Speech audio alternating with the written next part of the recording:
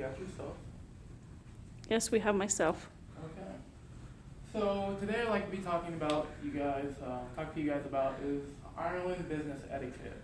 Now, business etiquette is an important thing worldwide because we have more international businesses sprouting up every day. So my question for you guys is, by a show of hands, how many people attend regular business meetings? Me? Okay. How many people also have to suit to someone else's culture when at the meetings? Me? All right. What we'll be covering today is the attitude and personality of the Irish. We'll be covering the act of gift giving to the Irish, and we will be covering punctuality, body language and tone, how they dress when performing a business meeting, and what their acts are for the actual meeting and dining. The personality of the Irish, they're very casual, even in the business sense. They're personable. They like to just be personal all the time. They use light humor. They may insult you. That may not be till the second meeting, but that is a sign of friendship in the Irish community. So you might get an insult. Word taken wisely. Do not take offense to that because how you act towards that shows your demeanor as a person to them, and that's basically how they judge your character. Information is passed through stories. Traditionally, Irish pass everything through stories. That's going back to their Gaelic roots when they originally spoke the Gaelic language, which is slowly fading away. However, there is still they're still English speaking oriented, so like information is passed down just through stories. Gift giving in the Irish culture, business gift giving is not common. However, it is also welcomed.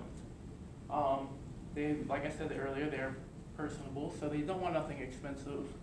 They want you to put thought into what you're giving them, so they don't want like a $1 million Rolex when they want like something like chocolates, alcohol, fine wines, whiskey, of course. But on top of that, you can give them like flowers. You do not want to give them no red or white flowers because them are reserved for religious purposes.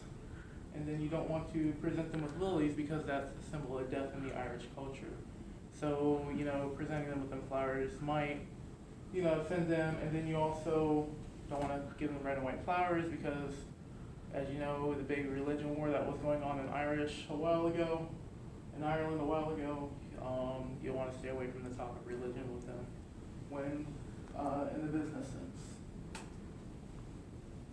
The punctuality of the Irish, be on time. That's like here in America, you want to be on time. But it shows respect. They'll respect you more if you're on time early.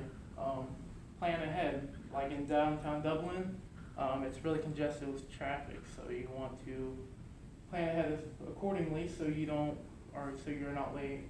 And then if you're in a rural environment, you might not need to plan ahead because of the traffic will be lessened by a great percentage.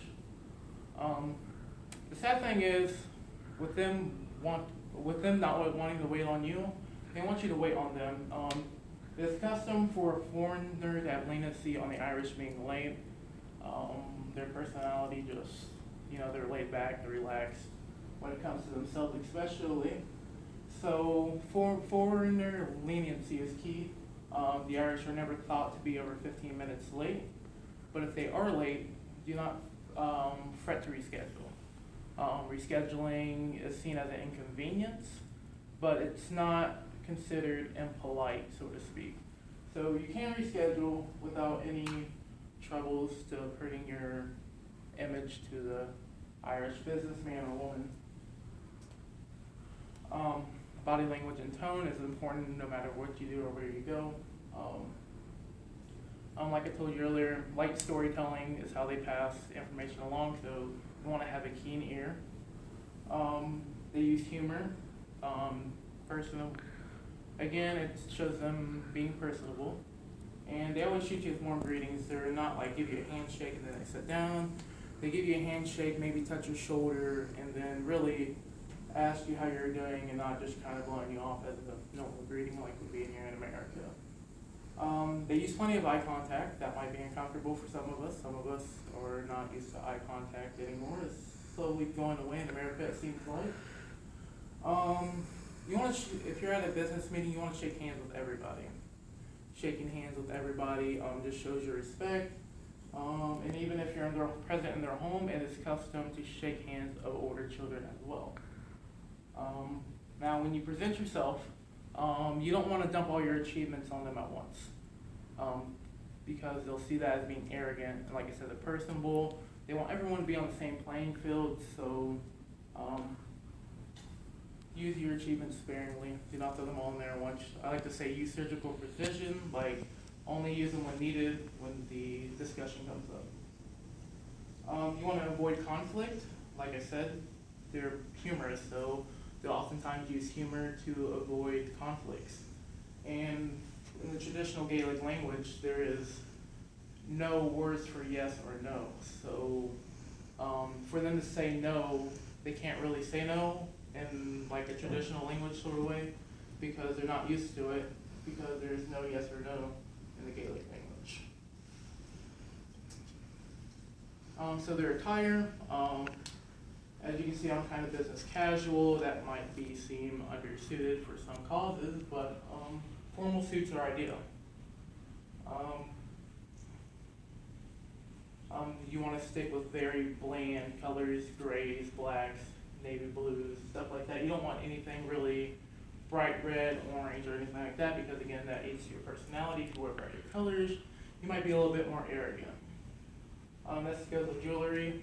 They want everyone on the same playing field, so having a lot of jewelry may increase their knowledge of you being more wealthy, but in fact, they just want you on the same playing field still. So avoid flashy jewelry. Maybe a necklace or like a ring or something will be okay, a watch. But nothing too flashy. And then you also want to follow suit. Well, when I say about follow suit, say it's a hot day outside and it's hot in the business room or wherever you're meeting, and you want to take off your jacket. Well, I would not recommend that right away. If your host takes off his or her jacket, then follow suit. You can do the same as well. Once again, same playing field. That's what they're all about. They want equality and protection. Protection is good. In Ireland, the weather conditions can change rapidly. So having like a raincoat or an umbrella or something like that to help keep yourself dry is definitely key. Business meetings and dinings. Only the first meeting is done in a typical office. From a typical office standpoint, it's much like this room, like a conference room or like a meeting room. They do multiple meetings. Don't expect acceleration. They will not be in a hurry to get things done. They want to get to know you first. So, they might do stuff at like Irish pubs, which you can see below here. And just so you can get a good sense of their culture, they can see how you respect their culture, and you can move on with that. You usually don't want to associate meeting times with mornings.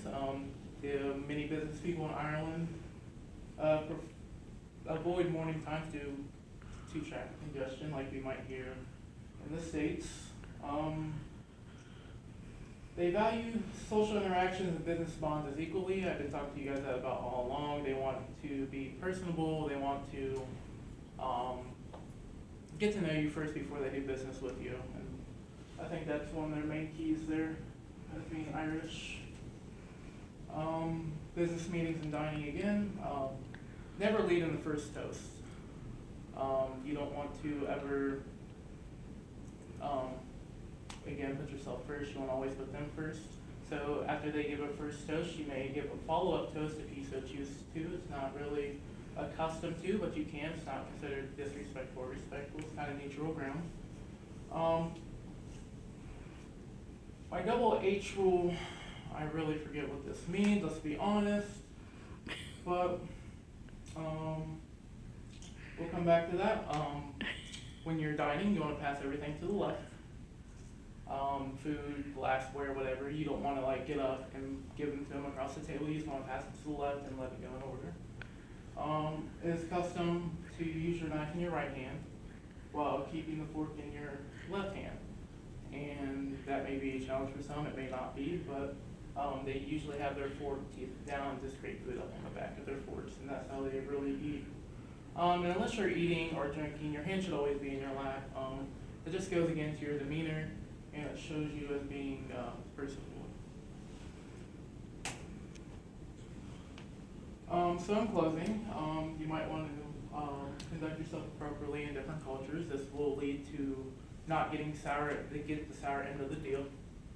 You want to be personable. Since they're all about personality, you want to get to know your employer or the person you're doing business with. You want to be on time, but don't expect for them to be on time all the time.